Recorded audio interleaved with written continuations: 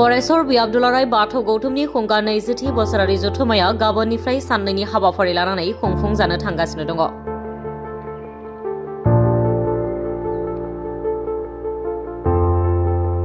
गरेसर बियाब दुलाराय बाथौ गौतमनि खुंगा 20थि बोसोरारि जथुम्माया 3 आरो 4 जानुवारि साननैनि हाबाफारिजों खुंफुंनो साखाफारा। खुंगा 20थि बोसोरारि जथुम्मायाव गरेसर बियाब दुलाराय बाथौ गौतमनि बेन्दोंआव थानाय बिहुराम बर' गोजौ फरायसालि आरो बरकुसला एमइ फरायसालिनि गेलेग्रा फोथाराव खुंफुंजागोन।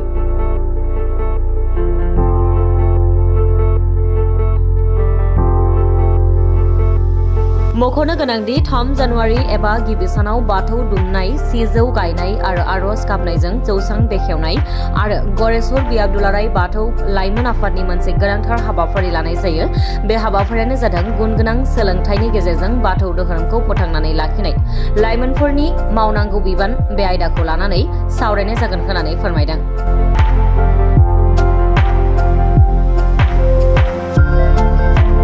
नैथि साननि हाबाफारियाव फुंबिलिनि समाव आफादनि फिरफिलाखौ बिरहोनायजों जागायनानै फुंबिलिनि 10 रिंगायाव गौमा आरज लानाय जागोन होननानै बुंथिदों। बे गौमा आरजआव गरेसर बियाबनि दुलाराय बाथौ गौतमनि बेन्दोंआव थानाय गासै गं 53 गामिनि रायजो राजानि बाथौ सिबियारिफोरा गासै 5,000 सिबियारि बिथांमोनहा बाहागो लागोन होननानै फोरमायदों।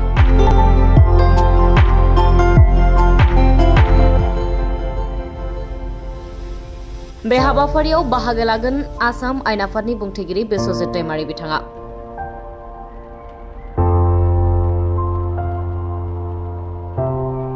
बिथाङा बाहागो लानानै बाथौ धोरोमनि सायाव गुवारै फोरमायथिनानै होगोन होननानै फोरमायदों।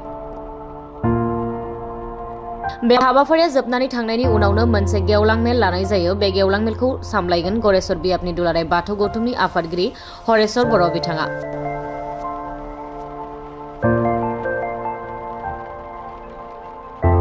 बे गेवलां मेलखौ बेखेवनानै होगोन 30 नं गरेसर बियाबनि एमसिएलए महेश्वर बसुमतारी बिथाङा। बे गेवलां मेलाव गाहाय आलासि महरै बाहागो लागोन दुलाराय बाथौ गौतमनि धोरोमारि फोसावदिं सुरेश इसोरारी बिथाङा। बे हाबाफारियाव थि बुंथिगिरि महरै बाहागो लागोन दुलाराय बाथौ गौतमनि माइनाव आफादनि गाहाय नेहाथारि सांग्रिला बर' बिथाङा। बिथांजों लोगोसेनो बिटिसिनि मावफुं सोद्रोमा लोमस्राव दैमारी, सानजा तामुलपुर जिल्ला दुलाराय बाथौ गौतमनि आफादगिरि रमेन बर'जों लोगोसेनो गोबां दैदेनगिरि समाज सिबियारि बिथांमोनहा बाहागो लागोन होननानै फोरमायदों।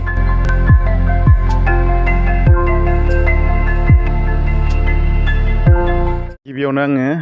रादाब नायगिरिजों लोगोसे रादाब बुथुमगिरि नोंथांमोननिसिम आंनि धोरोमारि खुलुमनायखौ बावहरग्रोबाय। नंगौ, जोङो साननैनि हाबाफारि लानानै 3 आरो 4 जानुवारि 20थि बोसोरसालिया जथुम्मा गरेसर बियाब दुलाराय बाथौ गौतमनि जि बोसोरसालिया जथुम्माखौ साननैनि हाबाफारिजों जोङो मेहेरगोनां खुंफुंनो लाहार फाहार खालामदों। जोङो साननैनि हाबाफारि बायदियै जोंहा गिबि सानाव जोंनि जि जोंहा बाथौ थारनाय दं। बेनि उनावहाय जोंहा हाबाफारि बायदियै जोंनि आरज फुंबिलिनि आरज जागोन। फुंबिलि आरजनि उनावहाय जोंहा बेवहाय जोंनि जि हाबाफारि जोंनि जामुंसालि बेखेवनाय, जौस्रां बेखेवनाय, बेखिनि हाबाफारिया जोंहा जालांगोन। बेनि उनावनो जोंनि गरेसर बियाब बाथौ गौतमनि जि लाइमोन आफाद, बे लाइमोन आफादनि मोनसे जोंहा सावरायमेल दं, माने सेमिनार। बे सेमिनारा जाहैबाय जों लाइमोनफोरखौ लानानै मोनसे एवारनेस आरो मोनसे सांग्रांथि लाबोनायनि मोनसे हाबाफारि लादों। बेवहाय जोङो बेखेवगिरि हिसाबै जोङो मानगोनां रातुल शर्मा बिथाङा स्टेट बिजेपि सेक्रेटारि, बिथांखौ जोङो बे लाइमोननि जि मेल बेखेवनाय, बे मेल बेखेवनाय हाबाफारिखौ जोङो लिंना लाबोदों। बेजों लोगोसे जोङो बेवहाय जोंनि जि हाबाफारिनि आयदाया जिथु लाइमोननि गुन गोनां सोलोंथाइनि गेजेरजों बाथौ धोरोमखौ फोथांना लाखिनायाव लाइमोनफोरनि मावनांगौ बिबान, बे मोनसे गोनांथार आयदा। बेजों लोब्बा लानानै जोङो लिंहरदों जोंनि लाइमोन आफादनि लेङाइ आफादगिरि रतेन्द्र बसुमतारी बिथांखौ जोङो आलासि महरै लिंदों। लोगोसे आरो जोंनि मिरु बाथौ गौथुमनिनो लाइमोन आफादनि बोसोनगिरि बिथां राजेन बर' बिथाङा जोंनि गेजेराव फैगोन। दा बे लेखायैनो जोङो जोंनि गरेस्वर बियाब बाथौ गौथुमनि सिङाव थानाय जेसेबांखि जोंनि लाइमोन सेंग्रा सिख्ला उथिबोनाय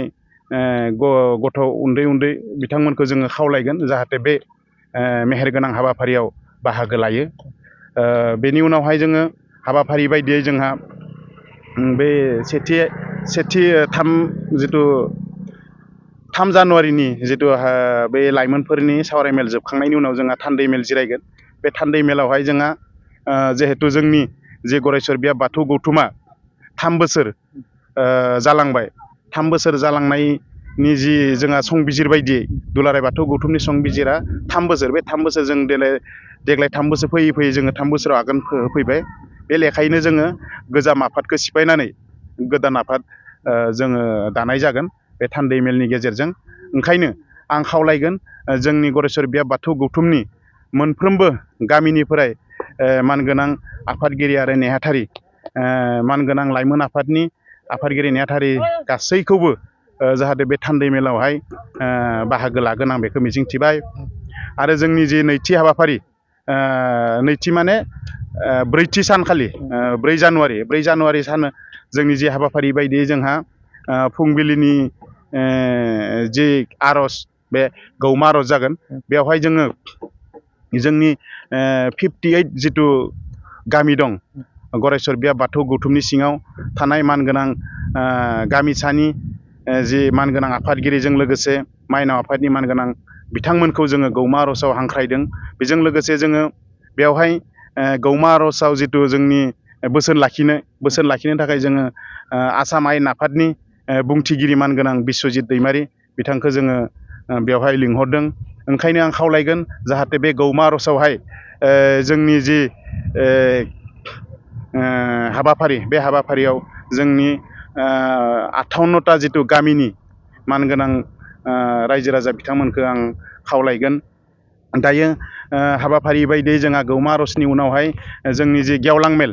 बे गेवलां मेलाव जोंहा आलासि महरै जोङो जोंनि जिथु गेवलां मेलखौ बेखेवगोन मानगोनां जोंनि गरेस्वर बियाबनि MCLA महेस्वर बसुमतारी बिथांखौ जोङो मेल बेखेवनायनि जि हाबाफारि बेखौ जोङो लिंहरनाय जादों। आरो बेजों लोगोसे जोंहा बेयाव गाहाय आलासि महरै नुजाफैगोन जोंनि दुलाराय मिरु गौथुमनि मानगोनां बिथां सुरेश इसवारि बिथाङा गाहाय आलासि बिथाङा जोंनि गेजेराव सफैगोन। बिथाङा वेस्ट बेंगलनि जोंनि दुलाराय मिरु बाथौ गौथुमनि बिथाङा फोसावगिरि। दा बेजों लोगोसे जोंनि गेजेराव आरो सफैनो हागोन जोंनिनो माइनाव आफादनि गाहाय नेहाथारि सांग्रिलि बर' बिथाङा गाहाय नेहाथारि दुलाराय मिरु बाथौ गौथुम माइनाव आफादनि। दा ओंखायनो आं खावलायगोन जोंनि जे साननैनि हाबाफारि जे मेहेरगोनां जानो थांगासिनो दं बेवहाय आङो जोंनि गरेस्वर बियाब बाथौ गौथुमनि सिङाव थानाय मोनफ्रोमबो गामिनि मानगोनां रायजो राजा बिथांमोनखौ जोंनि जि साननैनि हाबाफारि बे साननैनि हाबाफारियावहाय लोब लोब हेफाजाब होफैगोनखौ मिजिंथिनानै आङो गरेस्वर बियाब बाथौ गौथुमनि गाहाय नेहाथारि जानानै गासैनिसिमबो आंनि खुलुमनायखौ बावहरबाय। लोगोसे आं बेखिनिखौनो बुंनानै फोसावनाय जाबाय। गोजोन्थों। आङो गरेस्वर बियाब दुलाराय बाथौ गौथुमनि जानानै गिबियाव नोंथांमोन बयनिसिमबो धोरोमारि गाहाम हामलायनायखौ बावहरग्रोनाय जाबाय। जों दिनै गरेस्वर बियाब दुलाराय बाथौ गौथुमा फैबाय थानाय जोंहा अदेबानि गाबोननिफ्राय आरो 3 आरो 4 जानुवारि 2026 मायथाइनि सनिबार आरो रबिबार सान बे साननैनि मेहेरगोनां हाबाफारि लानानै जों गरेस्वर बियाब दुलाराय बाथौ गौथुमनि जा खुंगा 20थि बोसोरसालिया जथुम्मा बे बोसोरसालिया जथुम्माखौ जों नैबे बिहुराम बर' गोजौ फरायसालि आरो लोगोसेयैनो जोंहा बरकुस्ला MV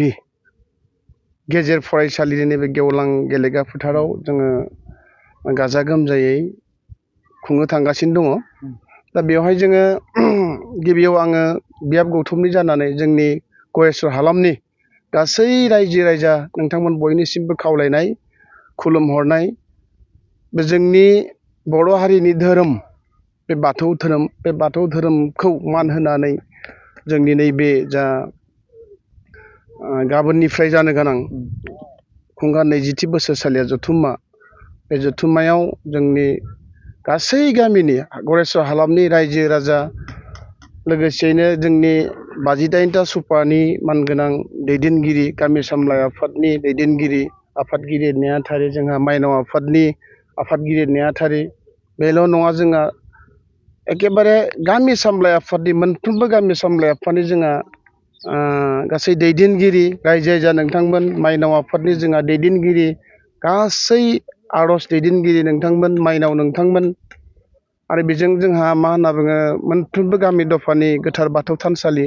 बे गोथार बाथौ थानसालिनि जोंहा दौरि दौसि बावगिरि नोंथांमोन आरो बेजों लोगोसेयैनो जोंनि जा गरेस्वर बियाब दुलाराय बाथौ गौथुमनि गुबै आफाद लाइमोन आफाद माइनाव आफाद दौरि आफाद बे मोनफ्रोमबो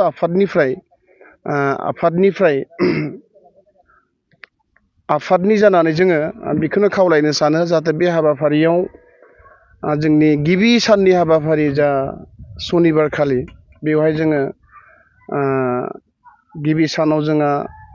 माखासे जौस्रां बेखेवनाय सायनासालि बेखेवनाय नङा होनब्ला बिदिनो जामुंसालि बेखेवनाय दा बेफोर हाबाफारिखौ जों गिबियाव जों दैदेनलांगोन। दा बेनि उनाव जोङो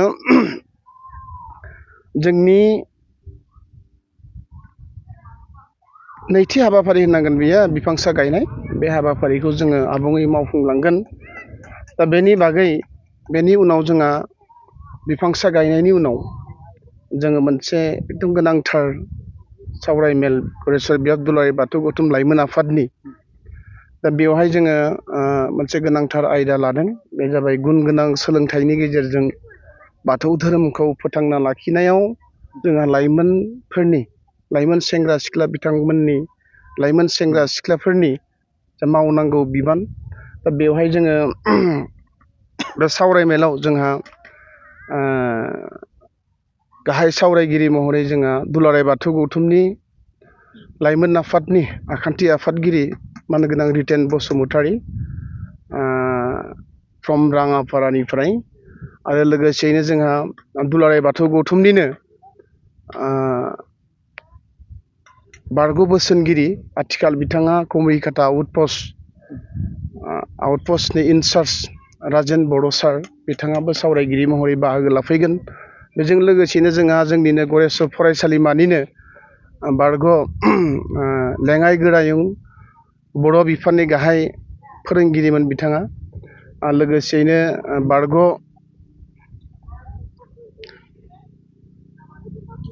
लेङाइ गोरायुं मानगोनां उमेश बर' सार बिथाङाबो बेवहाय बे जा सावरायमेलाव बाहागो लाफैगोन। दा जोंनि बे सावरायमेलनि थांखिया जाहाथे जोंहा बे गरेस्वर हालामनि लाइमोन सेंग्रा सिख्लाफोरनि गोसोआव जे धोरोमनि बागै नङा होनब्ला बे धोरोमनि बागै जोङो बिथांमोनखौ गियान सोलोंथाइनि बिथिङाव माबोरै जों गावखौनो लाइमोनफोरा सासे मोजां मानसि जानो हायो बेनि सोमोन्दै जों गुवारै सावरायलायनाय जागोन। दा बेवहाय आं खावलायो जोंनि गासै गरेस्वर हालामनि लाइमोन सेंग्रा सिख्लाफ्रा जाहाथे बेयाव बाहागो लायो बेखौ खुथारै आं खनले गरेस्वर बियाब दुलाराय बाथौ गौथुमनि जानानै खावलायहरबाय। आरो बेनि उनाव जोंहा बिदिनो बे सावरायमेला जोबनाय लोगो लोगो 3 आरो 4 रिंगानि गेजेराव जों गरेस्वर बियाब दुलाराय बाथौ गौथुमनि जा थान्दै मेल बे थान्दै मेलनि मुं थिसननाय हाबाफारिखौ जोङो जागायगोन। दा बे थान्दै मेल मुं थिसननाय जोबनाय लोगो लोगो जोङो मोनाबिलिनि 5-6 रिंगानि गेजेराव जोङो गरेस्वर बियाब दुलाराय बाथौ गौथुमनि जा थान्दै मेल बे थान्दै मेलखौ जोङो दैदेनगोन थान्दै मेलखौ जों जागायगोन। दा बेवहाय जोंहा देग्लाय बोसोराव गरेस्वर बियाब दुलाराय बाथौ गौथुमा जोंहा गौथुमनि संबिजित कनस्टिटिउसनखौ नायनानै बिनि जा बैसो 3 बोसोरारि बियो फैगोन गाबोन सनिबार आरो रबिबार बे सनिबार रबिबाराव जोंनि गरेस्वर बियाब दुलाराय बाथौ गौथुमनि तामसा जोबहैगोन दा बे लेखायै जोङो बै खालि अर्थात गाबोन बे थान्दै मेलनि गेजेरजों जोङो गोजाम आफादखौ सिफायनानै गोदान आफाद दानाय जागोन दा ओंखायनो गरेस्वर हालामनि गासै रायजो राजा नोंथांमोनसिम खावलायनाय बे थान्दै मेलाव नोंथांमोननि मदद नोंथांमोननि हेफाजाब नोंथांमोननि अननाय नोंथांमोननि खौसेथि नोंथांमोननि नाजानायाव बे थान्दै मेला आबुङै जाफुंसारो गाबोननि हाबाफारि हिसाबै बेखिनिखौनो बुंबाय। खरस लानायनि बाथ्रा दङ 5,000 बाथौ सिबियारिफोरखौ बाहागो लानायनि बाथ्रा बुंदों बेनि समाव बे नंगौ जोंहा जोंनि जा नैथि साननि हाबाफारि दा बेवहाय गिबि हाबाफारि हिसाबै जोंहा धोरोमारि फिरफिला बिरहोनाय बेनि उनाव जोंहा रुंसारिफोरनिसिम बिबार बावनाय बे हाबाफारिया जोबनाय लोगो लोगोनो जोङो गौमा आर'जखौ बेवहाय लानाय जादों दा बे गौमा आर'जआव गरेस्वर हालामनि जेसेबां रायजो राजा दङ बेवहाय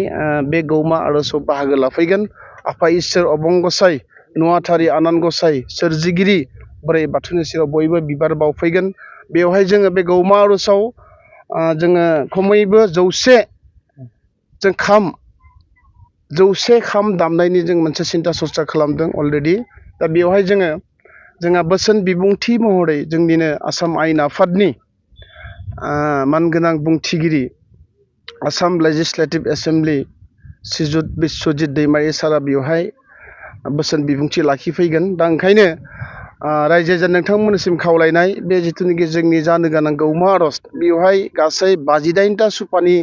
न'खरफ्रोमबो माइनाव रायजो राजा दौरि बिथांमोना बाहागो लाफैगोन दा ओंखायनो आरोबाव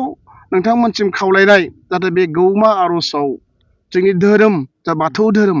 बे बाथौ धोरोमनि जा जिथुनिखि मोनसे आब्रुथि दा बेवहाय नोंथांमोना नुनो मोनगोन दा ओंखायनो रायजो राजा नोंथांमोनसिम खावलायनाय जाहाथे नोंथांमोना बे गौमा आर'जआव बाहागो लानानै जोंनि जा आसाम आयेन आफादनि जोंनि बुंथिगिरि मानगोनां बिस्वजित दैमारि सारा माखासे धोरोमनि बागै मोजां बिबुंथि होलांगोन बिथाङा फैगोन बिथांखौ जोङो बानजाय आफादनि जानानैबो आरो लोगोसेयैनो गरेस्वर बियाब दुलाराय बाथौ गौथुमनि जानानैबो सार बिथांनिसिम रोजा रोजा साबायखर बावहरबाय बिथाङा थि समावनो सफैगोन दा बेनि उनाव जोङो मोनसे हाबाफारि गोनांथार बे साननैनि जिथुनाखि मेहेरगोनां हाबाफारि बेवहाय जोंहा गेवलां मेल दा बे गेवलां मेलाव जों सासे आलासि लिंहरदों बिथाङा जाबाय वेस्ट बेंगलनि सोनाब बेंगलनिफ्राय बिथाङा बाहागो लाफैगोन दुलाराय बाथौ गौथुमनि फोसावदिं नेहाथारि बिथां सुरेश इसोरारि बिथाङा जोंनि बेवहाय गाहाय आलासि महरै बाहागो लाफैगोन आरो लोगोसेयैनो दुलाराय बाथौ गौथुम माइनाव आफादनि जोंहा नेहाथारि सांग्रिलि बर' आब' बिथाङाबो बाहागो लाफैगोन आरो जोंहा बिदिनो जों बुंनांगोन बिथांनिसिम दा आथिखालनि बिटिसिनि EM लोमस्राव दैमारि सार बिथाङा हिरिम्बा बाथौ थानसालिनि जा बावसोमनानै जा बे हिरिम्बा बाथौ थानसालिखौ जे सोरजिबाय बानायबाय बिथांनि गोबां अबदान दङ दा सार बिथाङाबो जर'खा आलासि महरै जोंनाव बाहागो लाफैगोन दा ओंखायनो बे जिथुनाखि गेवलां मेल बे गेवलां मेलनि हाबाफारिफोराव मोनफ्रोमबो हाबाफारिफोराव जोंनि रायजो राजा नैबे बिसेस भाबै जोंहा नैबेयावहाय जिहेथु जोङो बरकुसला MV फरायसालि आरो लोगोसेयैनो जोंहा बिहुराम गोजौ फरायसालिनि बे गेवलां फोथार गेलेग्रा फोथाराव जोङो जोंनि जा बर' रामसा जारमाला ओजोंहाय जोंहा बेलकना औगुरि हादग्रा हलापारा नङा होनब्ला बिथिंहाय जाबाय जोंहा 1 नम्बर बालाबारि 2 नम्बर बालाबारि 3 नम्बर बालाबारि जोंहा बिथिंहाय 1 नम्बर बालाबारि थाबाय बरकुसला दा गासै 58टा सुपायानो बेवहाय बे जोंनि जा गेवलां मेल बे साननैनि हाबाफारि जोबथा हाबाफारि गेवलां मेल बे हाबाफारियाव बाहागो लानानै जाफुंसार होयो बेखौ आङो गरेस्वर बियाब दुलाराय बाथौ गौथुमनि जानानै खावलायबाय आरो जोंहा जोबथारनायाव बै सानखालि मोनाबिलि समाव जों मोनसे जायगानिनो ओनसोलनिनो मोजां उथिफुनाय मेथाइ खनगिरि बिथांमोननि मोसानाय मुसुरनाय रोजाबनायखौ जोङो मोनाबिलि हारिमु बिलिफां आयदायाव जोङो दिन्थिफुंनाय जागोन ओंखायनो जाय बिथांमोना जोंहा मोनसे दारिया हारिमु दालाय आफाद दङ बिथांमोनजों जुगाजुग लानानै नैबे ओनसोलनि उथिफुनाय लाइमोन सेंग्रा सिख्लाफोरा बे जिथुनाखि हारिमु बिलिफां आयदा बेवहायबो बाहागो लानो हागोन बेखिनिखौनो खावलायनाय जाबाय।